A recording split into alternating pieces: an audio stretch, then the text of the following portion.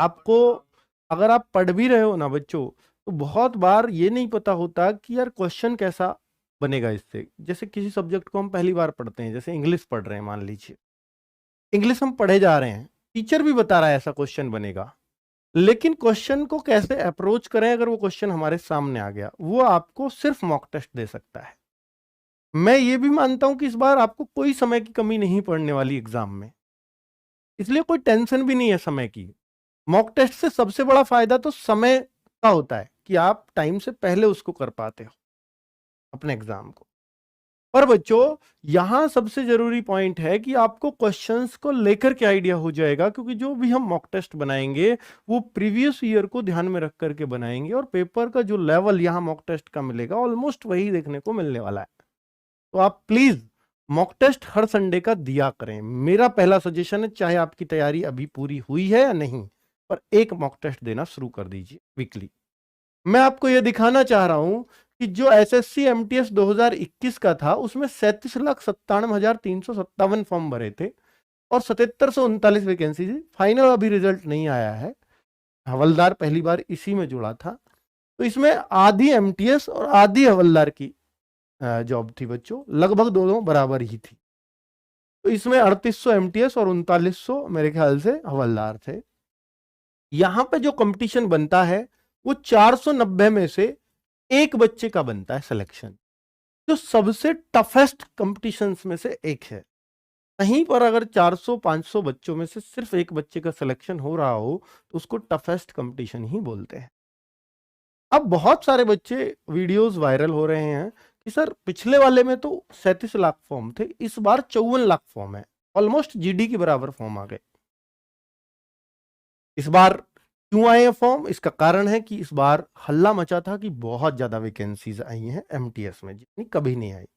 बिल्कुल वैलिड बात है, तो फॉर्म भी उसी रेशो में बढ़ गए, ध्यान देने वाली बात है।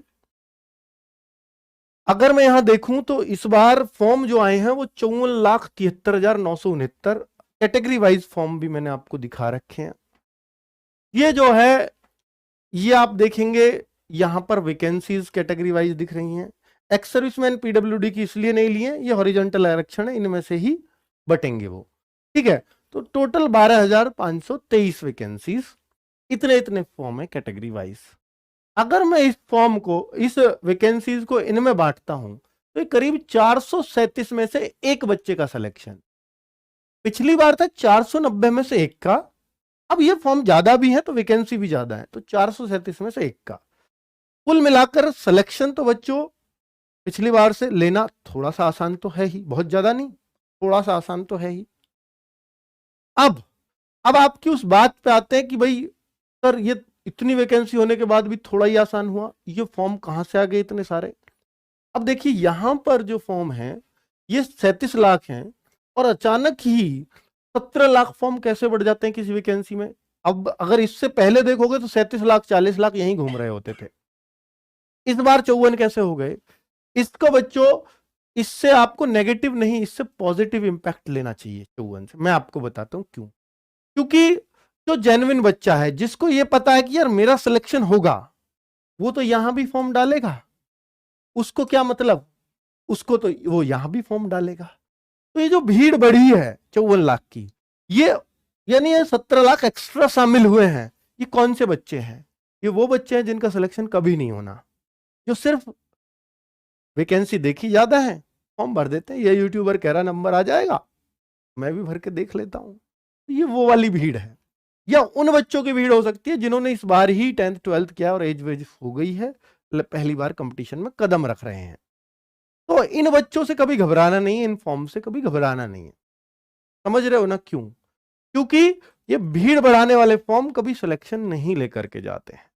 मैं ये नहीं कहता कि जो फ्रेशर है उसका सिलेक्शन नहीं होता, पर फ्रेशर का पहली बार में सिलेक्शन होना बहुत मुश्किल है, बहुत मुश्किल है, ठीक है। और सारे फ्रेशर जो बेकार नहीं होंगे, पर इस बार 10वीं 12वीं करके तुरंत कंपटीशन में आ जाना, उनके सिलेक्शन की बहुत कम चांसेस रहेंगे। तो बहुत ही डेडिकेटेड है, मुझे तो करना ही है, बहुत होशियार भी रहा है क्लासेस के टाइम से, शायद उसी का एग्जाम निकले, वरना तो नहीं निकलेगा। ठीक है, और ऐसे बच्चे तो 0.1% भी नहीं होते। चलिए, तो इसलिए फॉर्म्स को देख करके बहुत ज्यादा मत घबराना, अपनी तैयारी पे भरोसा रखना।